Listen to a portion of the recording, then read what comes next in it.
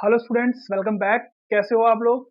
और आज की वीडियो में हम फाइनेंशियल मैथमेटिक्स के कुछ टॉपिक डिस्कस करेंगे। 3 पार्ट्स में फाइनेंशियल मैथमेटिक्स को मैंने डिवाइड किया है। जैसे कि यहाँ पर आप देख सकते हो कि आज के पार्ट में हम पार्ट 1 में डेप्रिसिएशन और सिंकिंग फंड करेंगे। ये टॉपिक ईज़ी है, 15 मार्क्स पूरे ला सकते हो इस टॉपिक में, अगर अच्छे से कैलकुलेशन और फॉर्मूलेस लिख के आए तो। अगर ये 15 मार्क्स भी आप पूरे नहीं ला पाए ना, तो आप अच्छा स्कोर नहीं करके आ पाओगे अप्लाइड मैथ्स में। अगर आपको अप्लाइड मैथ्स में अच्छा स्कोर करना है, तो ये 15 नंबर पर फोकस करना पड़ेगा आपको, क्योंकि ये 15 नंबर वेटेज 15 नंबर की लेता है ये। और टॉपिक ईजी है, बस कुछ कैलकुलेशंस, कुछ छोटी-छोटी बातों का ध्यान रखना है, फॉर्मूलेस अच्छे से अप्लाई करने हैं, क्या निकालना है, उसको कैसे सॉल्व करना है, बस ये चीज़ ध्यान रखनी है। आज की वीडियो में भी मैंने यहाँ पर इसको एक वीडियो में नहीं बनाया, क्योंकि वीडियो फिर लेंथी हो जाती। तो मैंने यहाँ पर 3 पार्ट्स में इसको मैं डिवाइड करूँगा। जैसे आज की वीडियो में डेप्रिसिएशन और सिंकिंग फंड करेंगे। फिर ऐसे ही दूसरी वीडियो में ईएमआई और सीएजीआर करेंगे। और थर्ड पार्ट में फिर हम करेंगे रेट ऑफ रिटर्न, जिसमें हम नॉमिनल रेट ऑफ रिटर्न और इफेक्टिव रेट ऑफ रिटर्न पढ़ेंगे। और एक टॉपिक हमारा जो बच गया हम वो करेंगे परपेचुइटी वाला। ठीक है ना? बस ये छोटे-छोटे से 6 टॉपिक करने हैं, 15 नंबर ले जाओगे। इस वीडियोस में जितने भी मैंने ये 3 पार्ट में बनाऊँगा, इसमें मैंने कुछ क्वेश्चंस तो अपने पास से बनाए हैं, जो सीबीएसई ने अब तक पूछे नहीं हैं, लेकिन वो पूछ सकता है। कुछ ऐसे क्वेश्चन हैं, जो कि बन सकते हैं और वो अभी तक बने नहीं हैं। जब मेरे को वो क्वेश्चन बनाने में 5 मिनट लगा, तो सीबीएसई नहीं बना सकती क्या? बना सकती है। और कुछ क्वेश्चन ऐसे हैं, जो 5 नंबर के लायक भी हैं, क्योंकि 5 नंबर के क्वेश्चन बहुत ईज़ी ही बनते हैं इस चैप्टर के तो। कई बार तो सीएजीआर में से 5 नंबर का क्वेश्चन आ गया, बताओ। 4 नंबर की केस स्टडी ईएमआई पर आ जाती है इजीली। तो बहुत इजी चैप्टर है, स्कोरिंग चैप्टर है। अगर इसमें भी नंबर पूरे नहीं लेके आ पाए ना, तो फिर तो बेकार ही है पढ़ना आप लोगों का। तो क्या करना है आपको? सिर्फ ये 3 पार्ट्स फॉलो करने हैं और कुछ करने की जरूरत नहीं है। और भी अगर मन कर रहा है तो पीवाईक्यूज कर लेना इस चैप्टर के, वो भी मैंने करवाए हुए हैं। पीवाईक्यूज की एक अलग से पूरी प्लेलिस्ट डली हुई है चैनल पर। तो बार-बार आप बोलते रहते हो ना पीवाईक्यूज बेटा, करवाए हुए हैं ऑलरेडी। और अब जो ये वीडियोस आ रही हैं, इनके अंदर भी कुछ ना काफी हद तक पीवाईक्यूज कवर्स हैं। तो जो क्वेश्चंस करवा रहे हैं इस टाइम पर हम एग्जाम टाइम पर, तो कुछ एक्स्ट्रा नहीं पढ़ा रहे, कुछ फालतू नहीं पढ़ा रहे हैं, सिर्फ काम का है आपके। कुछ अच्छे क्वेश्चंस भी हैं जो अभी तक सीबीएसई ने नहीं पूछे हैं, और लेकिन वो पूछ सकता है इस बार, और आपको समझ नहीं आएगा फिर वो कैसे करना है। तो वो मैंने डाले हैं इस वीडियोस में क्वेश्चन, तो बस फॉलो करो फटाफट से। स्टार्ट कर रहे हैं। डेप्रिसिएशन आपको पता है कि हमें सिर्फ लीनियर मेथड करना है, स्ट्रेट लाइन मेथड वाला हमें टॉपिक करना है, रिटन डाउन वैल्यू नहीं करना। तो उस पर क्वेश्चन करेंगे। इजी है टॉपिक वो वाला तो बहुत। और सिंकिंग फंड इजी है, एक फॉर्मूला है, उस पर सारे क्वेश्चन हो जाते हैं। बस इन टॉपिक्स में क्या है कि अलग अलग चीजें पूछता है, वो अलग अलग चीजें पूछता है, वो कैसे निकालना है वो सीखना है हमें। फॉर्मूले तो बस ये यूज करने हैं हमें, है ना? अभी फॉर्मूले में लिखूंगा ही क्वेश्चंस में, तो आपको रिवाइज भी हो जाएंगे। तो बस स्टार्ट करने लगे हैं हम। फर्स्ट क्वेश्चन देख लो क्या है आपके सामने। फर्स्ट क्वेश्चन डेप्रिसिएशन का आ गया। पहले स्टार्टिंग के क्वेश्चंस डेप्रिसिएशन के आएंगे, फिर सिंकिंग फंड के आएंगे। ठीक है ना? बस तो इस तरीके से हम 3 पार्ट में कवर कर लेंगे, और ज्यादा क्वेश्चन भी नहीं डाले। 8-10 क्वेश्चन है हर पार्ट में, बस। और इतने ही करने हैं, इससे ज्यादा नहीं करने। अ music band company has gain. अब देखो, मैं आपको यहां पर बता रहा हूं, कैलकुलेटर मत यूज करना, मैं तो यूज करूंगा, क्योंकि मुझे यहां पर वीडियो की लेंथ ज्यादा बड़ी नहीं करनी है। टाइम आपका ज्यादा नहीं मुझे वेस्ट करवाना, क्योंकि ये बहुत क्रूशियल टाइम है। तो इस वजह से मैं तो कैलकुलेशन सारी यहां पर कैलकुलेटर से करूंगा। ठीक है ना? और कुछ कुछ कैलकुलेशन में छोड़ भी दूंगा, क्योंकि मुझे कैलकुलेशन नहीं समझानी है आपको। ठीक है ना? आप मत करना बट कैलकुलेटर की हेल्प बिल्कुल मत लेना, नहीं तो बहुत दिक्कत आ जाएगी। जितना टाइम लग रहा है इस चैप्टर में लगने दो कैलकुलेशन पर। ठीक है ना? कुछ मैं आपको यहाँ पर अभी शॉर्टकट भी दिखा दूंगा, कि जैसे जो हमें वैल्यूज गिवन आती है ना, उससे भी कई बार हमें एज इट इज वैल्यूज मिल जाती है, हमारा टाइम काफी बच जाता है। वो मैं अभी आपको साथ साथ समझा दूंगा क्वेश्चन में। यहाँ पर तो देखो क्या है कि हमें एक परचेज करनी है बस, और वो बस जो है 10 साल के लिए है, इसकी स्क्रैप वैल्यू इतनी हो जाएगी। रेट ऑफ डेप्रिसिएशन निकालना है, बहुत इजी है, आपको निकालना आता है कि एनुअल डेप्रिसिएशन का फॉर्मूला क्या होता है। एनुअल डेप्रिसिएशन का फॉर्मूला क्या होता है, जल्दी जल्दी बता दो। एनुअल डेप्रिसिएशन का फॉर्मूला हमारा क्या होता है? ओरिजिनल वैल्यू जिसको हम C से डिनोट करते हैं, लिख सकते हो आप यहां पर ओरिजिनल वैल्यू, ठीक है ना, या फिर शॉर्ट में भी लिख दोगे तो भी ठीक है, ऐसे करके अपॉन में एन, एन यानी कि जितनी उसकी लाइफ है, तो ये एनुअल डेप्रिसिएशन आपका निकल के आएगा, कितना है 88,50,000 माइनस स्क्रैप वैल्यू कितनी है। देखो मैं यहां पर कैलकुलेशन नहीं समझाऊंगा आपको ना, शॉर्टकट बता दूंगा कुछ कुछ कैलकुलेशन में कि कहां से आप अपना टाइम बचा सकते हो, बट जिसमें कैलकुलेटर करने की जरूरत है, कैलकुलेशन की जरूरत है, तो वो करनी ही पड़ेगी। इसको जब हम माइनस करेंगे ना, तो ये तो हमें दिख रहा है कि इजीली 63 लाख आ रहा है, ठीक है ना, माइनस करोगे तो ये आएगा। तो जब इसको डिवाइड करेंगे तो यहां से 6,30,000 आ जाएगा। रेट पूछ रहा है, तो रेट ऑफ डेप्रिसिएशन निकालने के लिए, रेट ऑफ डेप्रिसिएशन निकालने के लिए हम यहां पर एनुअल डेप्रिसिएशन रखते हैं, अपॉन में ये वाली वैल्यू रखते हैं हम, ये वाली पूरी C माइनस S वाली। तो ये वाली वैल्यू मेरी कितनी निकल के आई थी, ये वाली वैल्यू मेरी ये निकल के आई थी। यहां पर गलती क्या होगी, जल्दबाजी में बच्चे यहां पर ये वाली वैल्यू रखेंगे। देखो साथ साथ मैं आपको बताऊंगा कि आप कहां मिस्टेक कर सकते हो, अगर वहां पर आपने संभाल लिया तो क्वेश्चन सही है पूरा, ठीक है ना। अब ऐसे क्वेश्चन ये 3 नंबर में बन जाते हैं, बताओ इजी, इतने इजी क्वेश्चन 3 नंबर में। अब डेप्रिसिएशन डिफिकल्ट है ही नहीं ना यार, क्योंकि स्ट्रेट लाइन मेथड तो बहुत इजी होता है। 100% से मल्टीप्लाई कर दो यहाँ पर, तो जब इसको सॉल्व करोगे तो ये 10% आ जाएगा आपका, तो 10% आपका यहाँ से आंसर आ गया। क्लियर है ना, तो इसको सॉल्व कर लो ना, ये 2 0 से 2 0 कट गई, ये 3 0 से 3 0 कट गई, जब इसको कट करोगे तो ये देख लो 10 ही आ रहा है यहाँ से कट के, है ना, तो 10% आपका आ गया आंसर। फर्स्ट पार्ट का ये आ गया। सेकेंड पार्ट में ये बोला है कि बुक वैल्यू बताओ 5 साल बाद, कि बुक वैल्यू क्या हो जाएगी बस की eight the end of 5 year. कैसे निकालते हैं, इसमें हम वैल्यू जो लेते हैं ना, वो पूरी लेते हैं, बस की वैल्यू, पूरी जो बस की वैल्यू वो लेते हैं, इसमें से माइनस करते हैं हम 5 साल का एनुअल डेप्रिसिएशन, 5 साल का एनुअल डेप्रिसिएशन माइनस करते हैं, ठीक है ना। इसमें याद रखना है, देखो इस वाले में याद रखना है कि नीचे स्क्रैप वैल्यू में से माइनस करके लिखना है, जब बुक वैल्यू निकालेंगे तब नहीं करना, ये याद रखो, यहां गलती हो जाती है। जब इसको सॉल्व करेंगे तो कितना आंसर आएगा, अब मैं यहां पर ले रहा हूं कैलकुलेटर की हेल्प।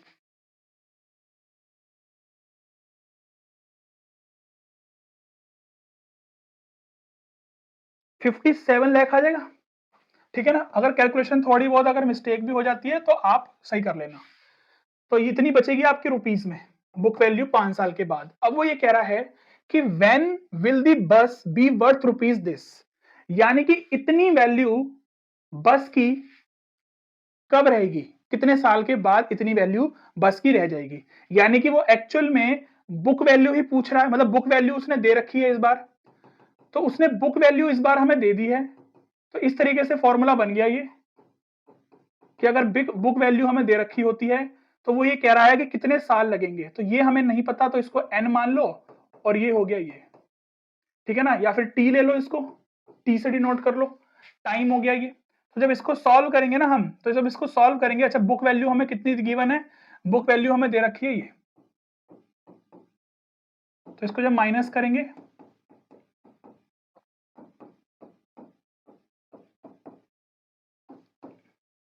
तो ये आ जाएगा आपका कितना, अपॉन में 630, इसको सॉल्व करो तो टी आ जाएगा, यानी कि वही टाइम, कि वो पूछ रहा था कि जो बस है वो इतना प्राइस बस का कितने साल के बाद रह जाएगा। तो चला इसको मैं सॉल्व कर लेता हूं, डिवाइड कर लेता हूं, कितना आ जाएगा। देखो मैं तो यहां पर कैलकुलेटर की हेल्प लूंगा, क्योंकि मुझे कैलकुलेशन करनी है जल्दी, ठीक है ना, मुझे कैलकुलेशन करनी है जल्दी, क्योंकि वीडियो की लेंथ मुझे रखनी है छोटी।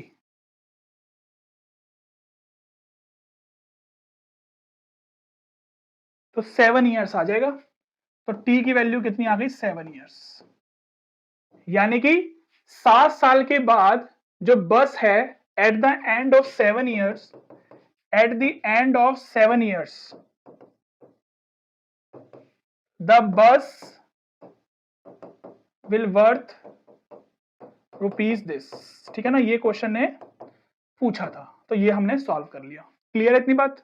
आ गई समझ में? चलो इस क्वेश्चन को देख लो, फिर आगे चल रहे हैं।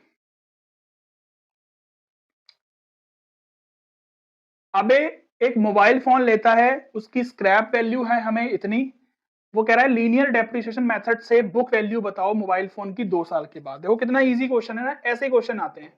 एनुअल डेप्रिसिएशन निकाल लो, ठीक है ना, जल्दी जल्दी करवाऊंगा। अब मैं बस फॉर्मूला नहीं लिख रहा, मैं डायरेक्ट कर रहा हूँ। 30,000 माइनस 3,000 अपॉन में कितने साल के लिए था, 3 इयर्स के लिए, तो ये 9,000 आ जाएगा। वही कह रहा है बुक वैल्यू बताओ 2 साल के बाद, तो टोटल वैल्यू 30,000 थी, माइनस कर दो 2 साल का डेप्रिसिएशन, तो 30,000 माइनस 18,000, यानी कि 2 साल के बाद 12,000 रुपीज रह जाएगी बुक वैल्यू उस मोबाइल फोन की। सिंपल क्वेश्चन है, 2 नंबर में भी बन सकता है, ठीक है। चलो, a firm bought a machinery for rupees this on 1st April and 60,000 is spent on its installment। अब यहां पर देखो जो ओरिजिनल प्राइस होगा ना मशीन का, वो क्या लेंगे हम, वो हमारा टोटल होगा, पूरा लेंगे हम, इसमें इंस्टॉलेशन भी ऐड होगी, बस ये चीज ध्यान रखनी है। तो वो 8 लाख की कॉस्ट बैठेगी उसकी ओरिजिनल, ठीक है ना। हमें इससे करना है क्वेश्चन, उसकी 5 इयर्स के बाद स्क्रैप वैल्यू ये है, बस यहां पर यही समझाने वाला था, बाकी तो देखो सिंपल ही है। अब C माइनस एस अपॉन में n, यहां पर C जो रखेंगे अब 8 लाख होगा, स्क्रैप वैल्यू 40,000 हो गई, और 5 साल के लिए था ये, तो यानी कि 7,60,000 अपॉन 5, इसको कट करोगे तो कितना आ जाएगा, ये कट कर लो इसको,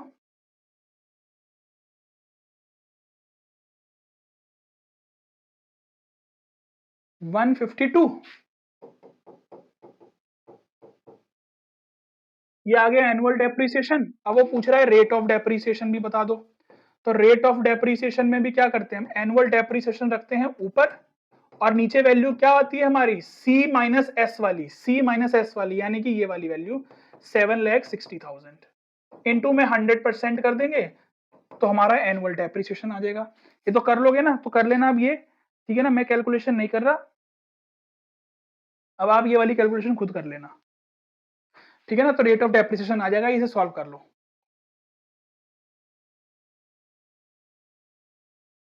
An assets cost rupees this with an estimated useful life of this, scrap value this, तो using linear depreciation method find the annual depreciation of the.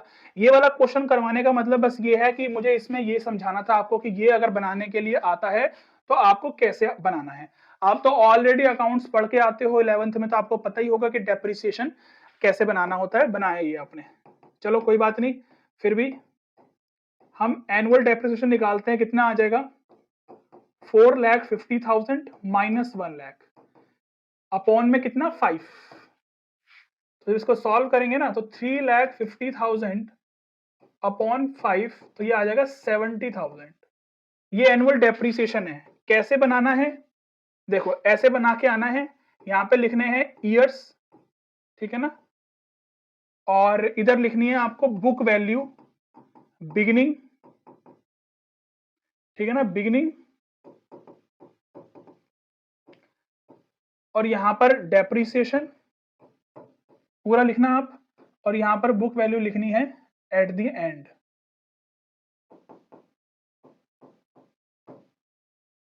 तो 1 2 3 4 5 इस तरीके से बनेगा।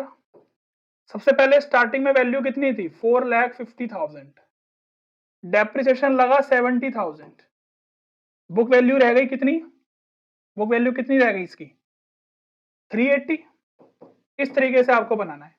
फिर 380 वाली अमाउंट यहां पर आ जाएगी, क्योंकि फ्लैट रेट मेथड ही होता है ना ये, तो 70,000 ही चलता रहेगा, ये आ जाएगी 310। फिर ये 310 यहां आ गया, 70,000 यहां आ गया, माइनस करोगे तो कितना आएगा, ये आ जाएगा आपका 240। फिर 240 यहां आ जाएगा, 70,000 यहां आ जाएगा, और ये वैल्यू रह जाएगी 170। लास्ट में आंसर कैसे पता चलेगा कि सही आया ये नहीं, स्क्रैप वैल्यू से मैच होनी चाहिए ये लास्ट वाली, ये लास्ट वाली जो अमाउंट है ना, ये स्क्रैप वैल्यू होनी चाहिए, स्क्रैप वैल्यू। तो इसका मतलब आपका ये सही बना है। तो इस तरीके से भी क्वेश्चन एग्जाम में एक बार आया था PYQ, तो इस वजह से मैंने ये भी कवर करवा दिया। क्लियर है? देख लो एक बार कैसे करना है। बहुत इजी क्वेश्चन है डेप्रिसिएशन के। तो अभी यहाँ पर सिंकिंग फंड के क्वेश्चंस भी करवाऊंगा बहुत अच्छे अच्छे। एक दो क्वेश्चन मैंने खुद से यहाँ पर बनाए हैं जो कि CBSE ने नहीं पूछे, बट अच्छे क्वेश्चन है। ये देखो, ये भी बहुत अच्छा क्वेश्चन है। यहाँ पर है कुछ नहीं, बस ये सेकंड वाली लाइन में ना आप कंफ्यूज हो जाओगे, और ये है कुछ नहीं, ऐसा चीज अभी हमने फर्स्ट क्वेश्चन में लगाई है। तो देखो, रेट ऑफ डेप्रिसिएशन आप निकाल लोगे, ठीक है ना? तो चलो, एनुअल डेप्रिसिएशन निकालते हैं। कितना है? स्क्रैप वैल्यू तो है ही नहीं है, तो यही बची बस। अपॉन में कितना है? 3 इयर्स के लिए है। हाँ, 3 इयर्स के लिए है। इसको सॉल्व कर लेना, आपका पॉइंट में आएगा कुछ आंसर। तो रेट ऑफ डेप्रिसिएशन भी आप निकाल लोगे। मैं यहां पर सेकंड पार्ट करवा रहा हूं। Give a linear equation that describes the computer system book value eight the end of the year. वो कह रहा है एक लीनियर इक्वेशन बनाओ। तो लीनियर इक्वेशन बहुत ईजी होती है। बुक वैल्यू है ना, ठीक है, ऐसे लिखनी है इसको। यहां पर क्या आती है वैल्यू? हमारी ओरिजिनल वैल्यू। ओरिजिनल वैल्यू में से माइनस करते हैं हम क्या? क्या माइनस करते हैं हम? याद है कि जितना हमारा डेप्रिसिएशन होता जा रहा है उतना माइनस करते हैं। यानी कि टी की वैल्यू बदलती रहेगी, बुक वैल्यू निकल के आती रहेगी। तो वो एक्चुअल में बुक वैल्यू का ही एक लीनियर इक्वेशन पूछ रहा है कि कैसे बनाना है। तो क्या माइनस करते हैं? जो भी एनुअल डेप्रिसिएशन निकल के आता है हमारा, उसकी मल्टीप्लाई करते हैं हम टी से। याद है, मैंने अभी तो करवाया था पहले भी कि बुक वैल्यू, बस ये लीनियर इक्वेशन पूछ रहा है। तो लीनियर इक्वेशन इस फॉर्म में बना के छोड़ देना है, ठीक है ना? सॉल्व करना चाहते हो तो इसको पॉइंट में सॉल्व करके कर देना। कितना आएगा मैं बता देता हूं, चलो। ये आएगा कितना? 15066.66। तो इसको एक्चुअल में ऐसे लिख लो,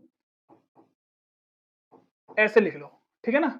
तो 15067T ये बन गई आपकी।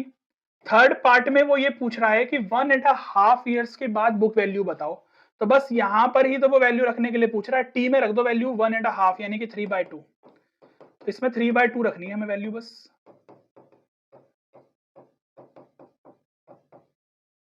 इसको सॉल्व करना है और आंसर आ जाएगा। यानी कि 1.5 साल के बाद कितनी बुक वैल्यू रह जाएगी, वो ये पूछ रहा है। तो हमें पता ही है ना कि हम बुक वैल्यू कैसे निकालते हैं। बस उसको ही वो लीनियर फॉर्म में पूछ रहा था कि लीनियर इक्वेशन बना के दिखाओ। तो लीनियर इक्वेशन बना दो, क्या दिक्कत है? बहुत ईजी है। समझ आ गई ये वाली बात? चलो नेक्स्ट पर आ जाओ। चलो खत्म हो गए डेप्रिसिएशन के क्वेश्चन बस।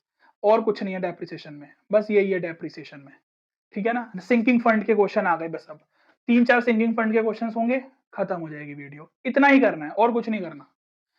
अनिल प्लान कर रहा है अपने डॉटर के लिए हायर स्टडी के लिए। सिंकिंग फंड आपको पता है ना क्या होता है? कि सिंकिंग फंड ये होता है कि हम ये चाहते हैं कि आज से 10 साल के बाद हमें 5 लाख रुपए चाहिए, तो हमें छोटी छोटी अमाउंट इन्वेस्ट करनी है। क्वार्टरली भी हो सकती है, वो मंथली भी हो सकती है, सेमी एनुअली भी हो सकती है, या ईयरली भी हो सकती है। तो हम कितनी अमाउंट डिपॉजिट करें सिंकिंग फंड में कि हमें 10 साल के बाद 5 लाख रुपया मिल जाए, 10 लाख रुपए मिल जाए, इस तरीके से। तो इसमें जो फॉर्मूला होता है ना, उसमें वो अमाउंट पूछ ले, आर पूछ ले, आई पूछ ले, कुछ भी पूछ ले, तो इस तरीके से क्वेश्चन बन सकते हैं इसमें अलग अलग। तो वैसे ही क्वेश्चंस मैंने इसमें बनाए हैं, कुछ एक दो क्वेश्चन एक्स्ट्रा जो CBSE ने नहीं पूछे थे अब तक। तो यहां से क्वेश्चन पढ़ो और अपना फॉर्मूला सीधे आ जाओ फॉर्मूले पे। फॉर्मूला हमारा सिंकिंग फंड का ये होता है, ये तो सबने पढ़ा है ना, ये फॉर्मूला तो पढ़ा होगा। हाँ जी, जिसमें जो आई होता है वो एक्चुअल में जो आई ये होता है आर अपॉन में कुछ समथिंग। वो क्या होता है कि 6% कंपाउंडेड क्वार्टरली कह रहा है ये। तो 6%, तो यानी कि आई को हम परसेंटेज के बिना लिखते हैं। तो सबसे पहले तो 100 आना है उसके नीचे। अगर ईयरली कहता तो यहीं छोड़ देते, क्वार्टरली बोला है तो 4 से नीचे ही डिवाइड करेंगे इसके साथ। अब इसको सॉल्व करें, क्या करना चाहते हो कर लो, लेकिन मैं क्या करूंगा, मैं शॉर्टकट लगाऊंगा। कैसे? जो वैल्यू मुझे गिवन है ना, उसके पॉइंट के इधर वाली वैल्यू को लिख लो बस। पॉइंट की इधर वाली वैल्यू को, वही आएगा। चेक कर लो निकाल के, चेक कर लो। पूरी वैल्यू नहीं लिखनी, पूरी नहीं लिखनी है, सिर्फ पॉइंट के राइट साइड वाली वैल्यू लिखनी है सारी, मतलब पॉइंट लगा के उसकी राइट साइड वाली वैल्यू लिखनी है, तो वही आएगी सॉल्व करके और देख लेना। हमें यहाँ पर एक्चुअल में आर निकालना है, तो हमें यहाँ पर ये 2 लाख रुपीज गिवन है, आर हमें निकालना है। यहाँ पर 1 प्लस 0.015 की पावर क्या, एन, एन क्या होगा, यहाँ पर 10 साल के लिए बोला है, क्योंकि क्वार्टरली निकाल रहे हैं तो 40 होगा। हिंट मिल सकती है आपको यहां से जो वैल्यू गिवन है, ठीक है ना, यहां से भी आपको वैल्यू की हिंट मिल सकती है। यहां से आर की वैल्यू निकालनी है, इसकी मल्टीप्लाई जब यहां करेंगे ना तो ये एक्चुअल में पॉइंट 3 के बाद शिफ्ट होगा, तो 3 पॉइंट यहां से खत्म, तो एक्चुअल में ये आ जाएगा आपका कितना, 200 है ऑलरेडी, और 15 की अगर मल्टीप्लाई करेंगे तो कितना आ जाएगा, देखो इसकी मल्टीप्लाई यहां करवा रहा हूं मैं, तो जब इसकी मल्टीप्लाई मैं यहां करवाऊंगा तो 0.015 है ना, तो एक्चुअल में यहां से पॉइंट हटा के 3 जीरो नीचे आएंगे, या 3 जीरो को आगे ट्रांसफर कर लो, बात तो एक ही होती है ना। तो अब बच्चे तो हो नहीं हो, आप वैसे करोगे तो डायरेक्ट कर रहा है मैंने, तो वो समझाने के लिए आपको मैंने बता दिया। तो 3 पॉइंट के बाद 3 डिजिट है, 3 जीरो गायब कर दो, 15 टू 30 होते हैं, 30 लिखो और 1 2 ये जीरो जो बची थी वो है, तो 3000 आ गया आर। यहां से इसकी वैल्यू क्या थी, इसकी वैल्यू क्या थी 1.015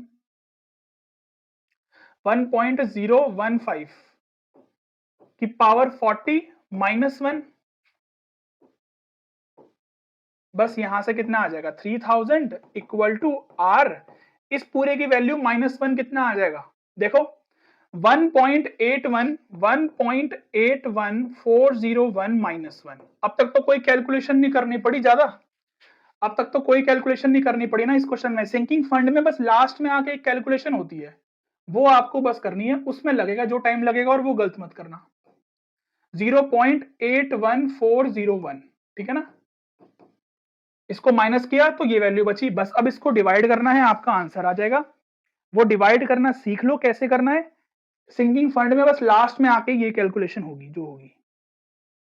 तो 0.81410 3000 डिवाइड बाय 0.81401, ठीक है ना, यही है ना, 0.81401, तो 3685.45, 3685.45 इतने रुपीस। अगर मैं इतने रुपीस क्वार्टरली डिपॉजिट करूंगा, इतने रुपीस मतलब करीबन वही हो गया ना 3685 रुपीस 45 पैसे, तो इतने अगर मैं क्वार्टरली डिपॉजिट करूंगा 10 साल तक, तो वो पैसा मुझे 10 साल के बाद 2 लाख रुपया मिलेगा, ये मतलब होता है सिंकिंग फंड का। क्लियर होगी इतनी बात, हाँ जी। चलो, ये तो क्वेश्चन सिंपल था कि जिसमें आर हमें निकालना था। अब आगे देखते हैं अलग अलग क्वेश्चन में क्या क्या पूछा है। देखो ये वाला क्वेश्चन एक्चुअल में मैंने खुद से ही बनाया है, कि इस क्वेश्चन में इस बार आर हमें दे दिया, और वो ये कह रहा है कि मेरे को 4 साल के बाद कितना पैसा मिलेगा अगर मैं 20,000 रुपया 18% से ईयरली डिपॉजिट कर रहा हूं, तो ये मतलब है इसका। तो यानी कि A equal to R, formula तो वही रहेगा 1 प्लस आई की पावर n -1 अपॉन में आई, फॉर्मूला तो यही रहेगा, ठीक है ना। आई क्या हो जाएगा, आई हो जाएगा 18%, क्योंकि यहां पर कुछ नहीं है, सेमी एनुअल या क्वार्टरली नहीं बोला, तो ईयरली ही है, तो ये एक्चुअल में कितना आ जाएगा 0.18। देखो यहां से भी पता चल गया, पॉइंट के बाद वाला नंबर लिखा है मैंने पॉइंट के साथ, और n कितना हो जाएगा, तो n तो मेरा 4 ही रहेगा यहाँ पर, है ना। तो बस यहां पर मुझे अब a की वैल्यू निकालनी है, r मेरा 20,000 है, ये वैल्यू कितनी आ जाएगी,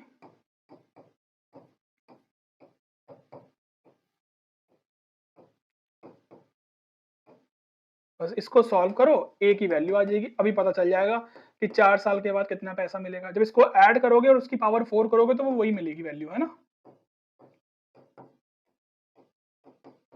बस यहां पर भी लास्ट में आके कैलकुलेशन होगी, और कुछ भी नहीं है। तो यहाँ पर देखो कितना आ जाएगा, ये आ जाएगा 0.9388 अपॉन में 0.18। ठीक है ना। अब आपकी मर्जी है, चाहे इन दोनों की मल्टीप्लाई करवा के फिर डिवाइड करो, या पॉइंट से पॉइंट हटा के पहले नंबर बना के जीरो वीरो काट के तब करो, आंसर आपका आ जाएगा। तो यहां से आप ए की वैल्यू निकल के आ जाएगी कितनी। ठीक है ना, निकाल लूं जरा मैं। तो 0.9388 डिवाइड बाय 0.18। ठीक है ना। तो 1,04,300, तो 1,04,300 डबल 1.11 आ रहा है, तो बस ऐसा लिख दो राउंड ऑफ करके ना, कि इतनी अमाउंट, टोटल अमाउंट हमें एक्यूमुलेट होगी 4 साल के बाद, अगर मैं 20,000 रुपया ईयरली सबमिट करता हूं तो मुझे इतना पैसा मिलेगा 18% पर एनम के इंटरेस्ट रेट से। क्लियर हो गई इतनी बात। तो दो वैरायटी के क्वेश्चन कर लिए, एक में आर निकालना सीख लिया, इसमें ए निकालना सीख लिया, फॉर्मूला वही लगाया है। अब नेक्स्ट क्वेश्चन क्या है, नेक्स्ट क्वेश्चन में चलो देखते हैं इसमें क्या पूछा है पहले। इसमें यह बोला है कि एक मशीन की कॉस्ट 2 लाख थी, जो कि स्क्रैप में निकलेगी 7 साल के बाद 30,000 रुपए में। ठीक है ना। What should the company put into sinking fund earning this so that it can replace the machine after its useful life. Assume करा गया है कि नई मशीन 3 लाख की है। ठीक है ना। 7 साल के बाद नई मशीन 3 लाख की होगी, तो 7 ईयर्स की उसकी लाइफ है पुरानी वाली मशीन की। तो एक्चुअल में यहां पर जो अमाउंट मुझे रिक्वायर्ड है ना, रिक्वायर्ड अमाउंट, तो रिक्वायर्ड अमाउंट जो मुझे रिक्वायर्ड है वो पूरा 3 लाख रिक्वायर्ड नहीं है, ये समझने वाली बात है। जब मैं अपनी पुरानी वाली मशीन 30,000 में, ये 30,000 है, 30,000 में बेचूंगा, तो 30,000 रुपीज तो मेरे को ऑलरेडी मिले हुए हैं पहले से ही, और नई मशीन है 3 लाख की। तो 30,000 जब मैं माइनस करूंगा तो मुझे एक्चुअल में 270 की जरूरत पड़ेगी 7 साल के बाद। समझ आ रही है। ये 2 लाख से हमें कोई लेना देना नहीं है, इस 2 लाख से हमें कोई लेना देना नहीं है, ये क्वेश्चन में घुमाने के लिए दिया है। ये 2 लाख रुपया पुरानी वाली मशीन की कॉस्ट थी, 7 साल के बाद वो मशीन 30,000 रुपए स्क्रैप में निकलेगी। नई मशीन उस समय 3 लाख की आएगी, तो मेरे को 2,70,000 की जरूरत पड़ेगी 7 साल के बाद। तो मैं कितना अमाउंट डिपॉजिट करूं। ठीक है ना, कितना अमाउंट डिपॉजिट करूं, यहां पर भी ईयरली ही पूछा है। ठीक है ना। तो मतलब कितना मैं आर निकालना है यहां पर एक्चुअल में। अब फॉर्मूला जरूर लिख के आना एग्जाम में, नहीं तो मार्क्स तो यहीं से कट जाएंगे आपके फॉर्मूला बिना लिखे। तो मुझे 270 की जरूरत है, सिर्फ ये क्वेश्चन ये समझाने के लिए डाला था बस, बाकी अब इस क्वेश्चन में और कुछ नहीं बचा, कुछ भी नहीं बचा अब इसमें। 1 प्लस आई निकाल लो, वही है सिंपल, 1.05 की पावर 7 है माइनस 1, कुछ भी नहीं है, और नीचे क्या आ जाएगा 0.05। इसको सॉल्व कर लो, आंसर आ जाएगा। अब ये खुद से कैलकुलेट कर लेना आप, बस अब तो कुछ नहीं बचा ना इसमें। बस ये समझाना था कि यहाँ पर ये 2 लाख कुछ भी नहीं है, और यहाँ पर पूरे 3 लाख की हमें जरूरत नहीं है, हमें 270 की जरूरत थी, क्योंकि 30,000 तो हमें स्क्रैप में पुरानी वाली मशीन से मिल जाएगा। समझ आ गई। चलो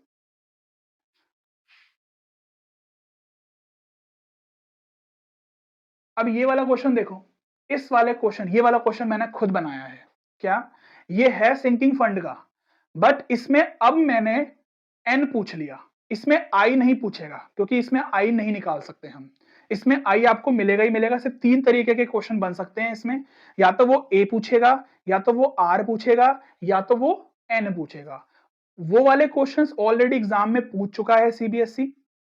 सिंकिंग फंड में, सिंकिंग फंड वाले टॉपिक में एन निकालना, एन निकालना अभी तक नहीं पूछा, तो इस वजह से मैंने ये क्वेश्चन बनाया। Mr. Mehra set up a sinking fund to save for his daughter's higher studies. He has received an amount of this. उसको 10 लाख मतलब 10,21,760 रुपीज की जरूरत है अपनी बेटी की स्टडी के लिए। वो 40,000 रुपीज डिपॉजिट करता है at the end of every 6 months into the sinking fund. यानी कि एवरी 6 मंथ, यानी कि साल में 2 बार, सेमी एनुअली, यानी कि इसका मतलब वो 40,000 रुपया हर 6 महीने बाद डिपॉजिट करता है। Which earn an interest rate of 5% per annum compounded semi annually. ठीक है, what is the tenure of the sinking fund, मतलब वही है कि कितने साल तक वो ये काम करेगा कि मतलब उसको इतनी अमाउंट मिले। चलो फॉर्मूला वही लगाना है, कुछ नहीं है इसमें। अब देखो यहां पर, अब हमें वैल्यू ऐसे गिवन आई है लॉग में, अब कैसे यूज होगी ये लॉग में वैल्यू अभी पता चलेगा, क्योंकि ऐसे लॉग में वैल्यूज दे के क्वेश्चन ऑलरेडी एग्जाम में किसी और टॉपिक में पूछा है सीबीएसई ने, तो इसमें भी पूछ सकते हैं। तो इसमें अब n निकालना है, इसकी वैल्यू कितनी है लिख लेते हैं यहाँ पर हमें 40,000 भी गिवन है, और यहाँ से 1 प्लस आई, आई यहाँ पर देख लेते हैं क्या है, आई एक्चुअल में सेमी एनुअली है, तो इसका मतलब ये होगा इंटू 2 करेंगे, ठीक है ना। अपॉन 2 क्यों किया मैंने, क्योंकि सेमी एनुअली है।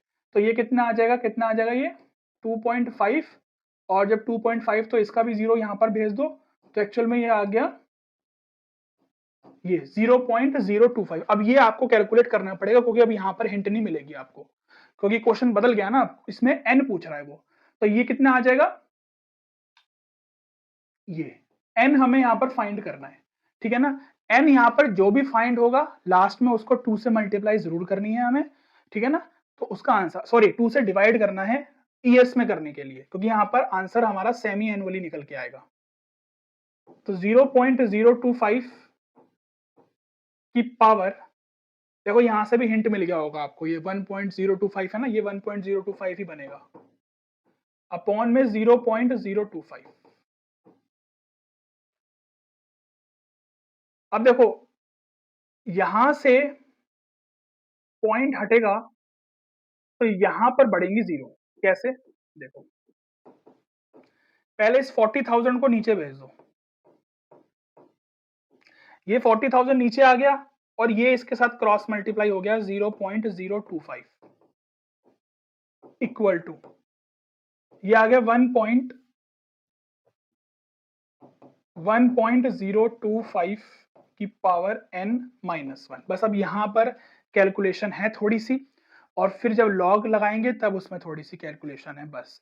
तो ये क्वेश्चन अच्छा है, 3 नंबर में बन सकता है ये क्वेश्चन सिंकिंग फंड का, जिसमें n हमें निकालना पड़ेगा, ठीक है ना। इसको देखो जब सॉल्व करोगे तो 1 2 3 1 2 3, ये 3 जीरो आ जाएगी, और फिर आप इसको इजीली काट भी सकते हो। देखो ये 1 0 से 1 0 तो कट गया, 25 से भी कट जाएगा, ये सिंपल 5 से काटो 5 आया, इसको 5 से काटेंगे तो 8 आएगा, ठीक है ना, 8 आ जाएगा, ये 8 5 से 40, ये 80 को ले लो पूरा, तो ये आ जाएगा कितना 16। तो यहां से वैल्यू कितनी आ गई 102176, जितना सॉल्व हो सकता है कर लो और फिर सॉल्व कर लो, तो ये आ जाएगा 16, और ये 1 2 3 4 1 2 3 4, इसको डिवाइड तो करना ही पड़ेगा, फिर इधर आके लास्ट में ये प्लस भी करेंगे, ये प्लस इधर आ गया, तो 1.025 की पावर n। अब यहां पर भी अगर हिंट दे दूं ना मैं आपको तो मजा आ जाएगा, ये कैलकुलेशन बचवा दूंगा आपकी, आ जाओ देखो कैसे, 102,176 प्लस जब एलसीएम लोगे तो ये 160000 अपॉन में 160000 इक्वल टू में 1.025 की पावर n। अब देखो यहां पर हमें यहां पर लॉग की दो वैल्यूज दी हुई है, एक तो यहां पर लगेगा लॉग, दोनों तरफ जब लॉग लेंगे तो ये चीज सॉल्व करोगे ना जब आप, तो आपकी 1.6386 वाली वैल्यू आएगी, टाइम बचेगा, कैलकुलेशन नहीं करनी पड़ी, ये वाली वैल्यू आएगी, ठीक है ना। एक बार मैं चेक करता हूं जरा, एक बार मैं जरा चेक करता हूं, 1021 प्लस 160000 डिवाइड बाय 160000 1.6386 आ रही है, देख लो 1.6386 आ रही है, मजा आ गया। कुछ नहीं करना ना, इसको ऐड करने की जरूरत है, ऐड तो कर ही देना, अपॉन में ये कर देना, उसके बाद सीधे वैल्यू आपकी वही आएगी, वही आएगी, ठीक है ना। तो 1.025 की पावर n। अब हमें पता है कि ये वैल्यू हम तभी निकाल सकते हैं जब हम take log both side, value आपको एग्जाम में मिलेगी, उसकी टेंशन लेने वाली बात नहीं है कुछ। तो 1.6386 इक्वल टू लॉग 1.025 की पावर n। अब हमें पता है इजीली कि लॉग की प्रॉपर्टी होती है कि ये उछल के बाहर आ जाता है। तो इसकी वैल्यू हमें कितनी गिवन है, 0.4938 इक्वल टू n बाहर आ गया, और इसकी वैल्यू भी कितनी है, 0.02469। यहां से n की वैल्यू आ जाएगी। जब मैं इसको इसके नीचे लेकर डिवाइड करूंगा तो इसकी वैल्यू मेरे पास 20 आ जाएगी। ये 20 क्या है, ये 20 सेमी एनुअली है। हमें टोटल सिंकिंग फंड ईयर्स में बताना है। तो जब 2 से डिवाइड करूंगा ना मैं, तो जब 2 से डिवाइड करेंगे तो 10 ईयर्स आ जाएगा, यानी कि 10 साल तक वो 40,000 रुपीज साल में 2 बार सिंकिंग फंड में डिपॉजिट करेगा। तो 10 साल के बाद उसको 10,21,760 रुपीज मिलेंगे 5% सेमी एनुअली रेट से। समझ आ गए क्वेश्चन। तो सिंकिंग फंड में 3 तरीके के क्वेश्चन बन सकते हैं, ए निकालना, आर निकालना और एन भी निकालना।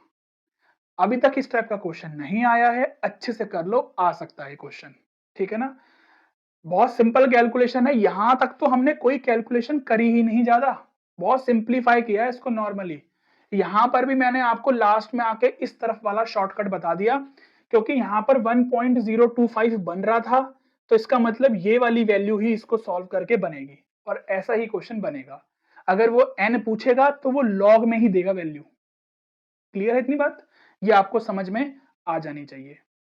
क्वेश्चन को देख लो, अच्छा क्वेश्चन है ये। बस लास्ट क्वेश्चन करेंगे आज का और खत्म। ये क्वेश्चन इस बार के सीबीएसई का क्वेश्चन है। ये वाला क्वेश्चन मैंने क्यों डाला है, क्योंकि ये क्वेश्चन डेप्रिसिएशन और सिंकिंग फंड का कंबाइंड क्वेश्चन है, और ये क्वेश्चन 5 नंबर में पूछा गया है। बहुत सिंपल क्वेश्चन है, कुछ भी नहीं है क्वेश्चन में, सिर्फ डराने के लिए ना आपको ये ग्राफ दे दिया और ये थोड़ा सा बड़ा सा क्वेश्चन बना दिया है, बहुत सिंपल। वो ये कह रहा है कि चार साल में एक मोबाइल 36,000 का वो 7200 की उसकी सैल्वेज वैल्यू हो जाएगी। तो वो कह रहा है एक नया फोन 4 साल के बाद इतने का है, और वो कह रहा है कि in order to provide funds, तो वो कितना सिंकिंग फंड में डाले कि उसको 4 साल के बाद अगर इतने पैसे की जरूरत है तो उसको कितना सिंकिंग फंड में डालना है ईयरली। और उस अब यहाँ पर एक चीज और ध्यान रखना, उसको 4 साल के बाद अपने फोन की ये वाली वैल्यू मिलेगी, क्योंकि वो अपना फोन जब बेचेगा तो उसको ये वाली वैल्यू मिलेगी। तो उसको कितने पैसे की जरूरत है ये हमें देखना है। तो जितनी अमाउंट हमें रिक्वायर्ड है ना, उसकी बात करेंगे पहले। तो जितनी अमाउंट हमें रिक्वायर्ड है वो कितनी है, 4 साल के बाद तो नया फोन इतने का है, बट इतने पैसे तो मेरे को मिल जाएंगे ना जब मैं पुराना फोन बेचूंगा। तो इसको जब सॉल्व करेंगे तो ये आएगा आपका कितना, 48,000 रुपीज। तो उसको 48,000 रुपीज की जरूरत है। तो यहां पर ये पूछा है कि 4 साल के बाद वो कितना सिंकिंग फंड में सेटअप करे अपनी, तो end of the each year, ठीक है ना, हर साल। तो बस ए निकालना है इसमें, तो सॉरी आर निकालना है इसमें, तो और कुछ जरूरत नहीं है इसमें तो निकालने की। फॉर्मूला जरूर लिख के आना। बस इसमें क्या है, एक सिंकिंग फंड पूछ रहा है, एक एनुअल डेप्रिसिएशन पूछ रहा है, और एक रेट ऑफ डेप्रिसिएशन पूछ रहा है। बस डराने के लिए इतना बड़ा क्वेश्चन बना दिया 5 नंबर में, बट है कुछ भी नहीं, बहुत इजी क्वेश्चन है। देखो तो ये आ जाएगा 48,000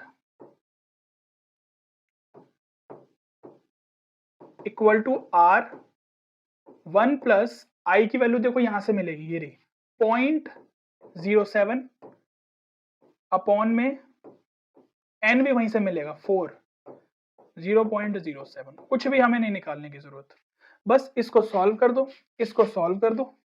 तो आर यहां से जो आ जाएगा ना आपका, वो आ जाएगा 48,000 मल्टीप्लाई 0.07 अपॉन में, जब इसको ऐड करेंगे और उसकी पावर 4 करेंगे तो वो यही वैल्यू देगा ना, 1.3107 माइनस 1 करेंगे। तो आर यहां से हम सॉल्व करेंगे कितना आ जाएगा वो हम देख लेते हैं एक बार कैलकुलेट करके। या इसको देखो, पॉइंट हटाओगे 2 जीरो यहां से कटेगी, तो ये 480 मल्टीप्लाई 7, ठीक है ना, 480 मल्टीप्लाई 7, तो 3360 अपॉन में यहां से आ जाएगा 0.3107। देखो यहां पर जो वैल्यू गिवन है ना एग्जाम में, पूरी लेनी पड़ेगी। अब आप सोचो कि सर हम पॉइंट के 2 डिजिट तक लेके छोड़ दें, नहीं, जितना हमें गिवन है उतना तो हमें लेके सॉल्व करना पड़ेगा। क्लियर है इतनी बात, नहीं तो फिर राउंड ऑफ करके लिखना पड़ेगा। डिवाइड बाय 0.310, 0.3107, तो 10,814, तो 10,814 रुपीज पॉइंट आ रहा है कुछ, बस राउंड ऑफ करके यहीं पर छोड़ देंगे। तो यानी कि 4 साल तक मैं इतने अमाउंट अगर जोड़ता रहूंगा, ठीक है ना, तो मेरे को 48,000 रुपीज मिलेंगे 7% कंपाउंडेड से एनुअली।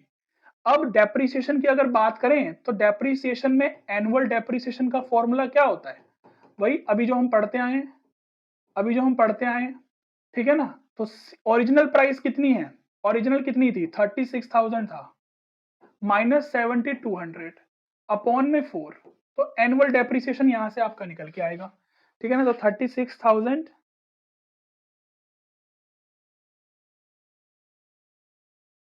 7,200 ही आ रहा है एनुअल डेप्रिसिएशन इसका, ठीक है ना। लास्ट में डेप्रिसिएशन कितना आ रहा है इसका, 72,000। रेट ऑफ डेप्रिसिएशन पूछ रहा है वो, तो रेट ऑफ डेप्रिसिएशन निकाल दो। तो रेट ऑफ डेप्रिसिएशन कैसे आएगा, 7200 अपॉन में वैल्यू क्या आती है, ये वाली वैल्यू आती है इसमें से माइनस करके, वो आई थी 28,800 इनटू में 100%। इसको सॉल्व करोगे तो आंसर आ जाएगा आपका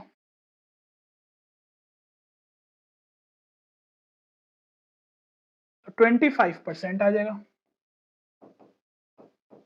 ठीक है ना। कैलकुलेशन में अगर थोड़ी मिस्टेक वगैरह आपको कुछ लग रहा है, अगर है तो आप एक बार चेक कर लेना,